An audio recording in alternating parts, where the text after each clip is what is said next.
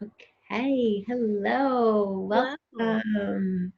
Thank you so much, Sydney, for um, being willing to share your experience about the intention setting party. Sydney came to the intention setting party last year, and I want to take this opportunity to ask her some questions about her experience, learn what's happened in the last year. And she's also coming to this year's intention setting party. And so just really the intention is to have this conversation so that everybody who's watching gets to learn what this workshop's really about and if this workshop resonates with you. And yeah, so thank you for being here. Thank you for having me. Yeah. So I would love to know, first and foremost, like what last year when you signed up for the intention setting party, what was going on in your world that you saw this event and you're like, yes, that's for me. Why you want to sign up? The last about 3 years have been a big discovery chapter in my life, and I feel I'd already listened to your podcast on a regular basis, and I felt like I really wanted to take all of what I was learning and really put it to practice in one day and kind of set something up for the rest of the year that I wanted to follow. And I was already comfortable in your work and how you taught, and I just thought this was the best way to do an in-person thing. And for me personally, I learn best in person with a group and with others, Mhm. and I wanted to give it a shot. Yeah, I know it was so fun when you reached out. You're like, I listened to your podcast because I never know who's listening. So I love like hearing and being connected to people. And so when you then signed up, what were your biggest takeaways from last year's intention party that you walked away with? I think my biggest takeaways were, I feel like this day and age, we set such high expectations and are really hard on ourselves, especially with we want instant gratification and how do we see if we're growing or learning. And I think by doing this workshop, the map is what I referenced the most. It Mm. was so cool to kind of just map out areas in our life that we wanted to focus on and then do really, really easy tasks that aren't ginormous stretch goals that, we then turn into a chore Mm. to achieving. So for some examples, I really wanted to focus on personal development, and I actually have my notebook in front of me, and a few small changes that I wanted to see or grow towards were exploring new things, dance classes, workshops, increasing my professional skills and good habits, really tangible things. And throughout the year, I sometimes intentionally and unintentionally, I found myself coming back to this map, and I would read over everything and be like, oh my God, I've done almost everything. And then by the end of the year and just this past December, I was looking and reading it over, and I was like, oh my God, so much has changed. I've literally checked off everything on this list, from personal development, creativity, career, family, relationships, money, everything I wanted, I've manifested. And it's so crazy. If you believe in manifestation or not, you've accomplished a goal.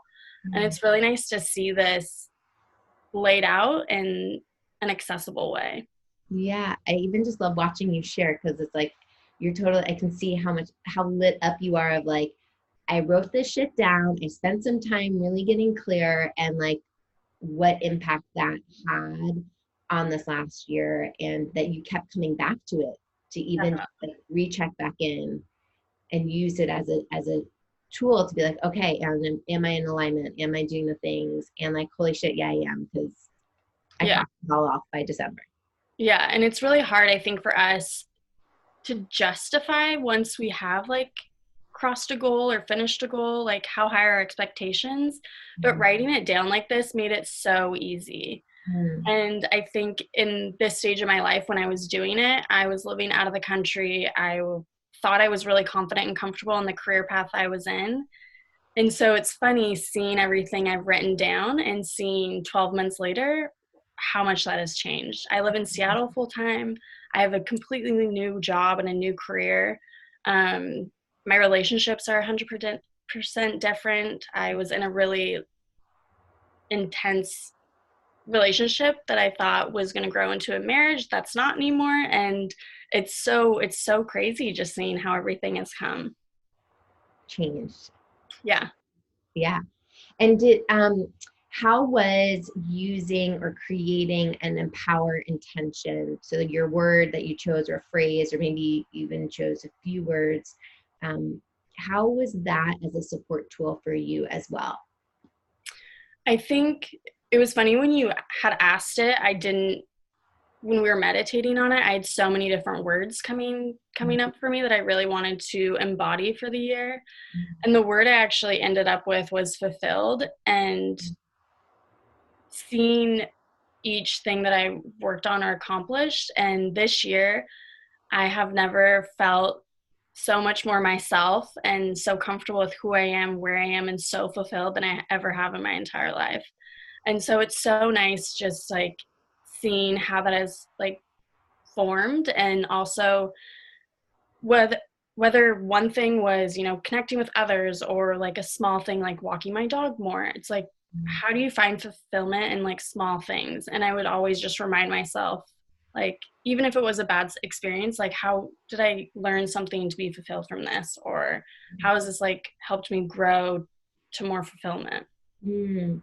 So I'm hearing like it just helped shift and open your mindset to look for that fulfillment in every scenario you were in, whether it's positive, negative, neutral, but really Yeah. like, what can I use to fill my bucket and find some sort of contentment with this? Yeah. And I think it's also interesting to look at it from your word outward, but then also all the things that I experience and how they like unintentionally or intentionally are connected to that word. How Mm-hmm. all these different actions made me more fulfilled in the end. Yeah, I love that you said that, the inner lens and the outer lens, right? Choosing our path, but then also seeing where the word or power intention gets to help us on finding the inner connection to what we're doing. Mm-hmm. Love it. Okay, what are you? So we get to have you back, which I'm super excited about for 2020's intention setting party, which is just fun to say because 2020 just sounds like such a sexy year. But what are you most excited for in this workshop or this year to create? I think for me, I have now had this like discovery year and have been able to grow more into who I am and what I want, and see how I manifest that and rather quickly. So now, like, what are more things that I want to achieve and, help me grow even more? Um, and also, I love meditating in a group of people. I feel like I can just go so much deeper. And so I'm so excited to do that for a few hours straight. Yeah. Um, but I think just really taking a second to take time for myself to see what I want this year, and really like small things that I can start doing and like action steps to get there.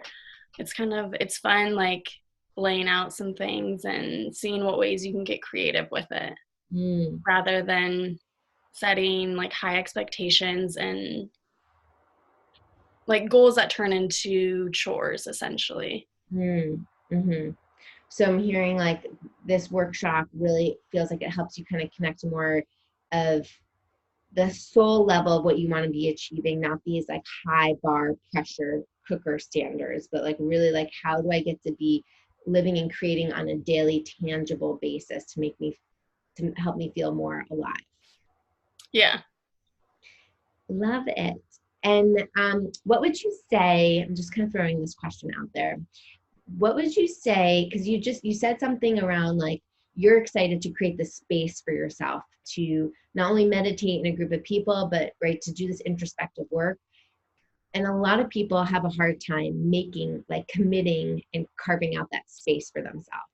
So, what would you say to your friend or offer to somebody who might be on the fence about this workshop, or just even on the fence about creating space for themselves?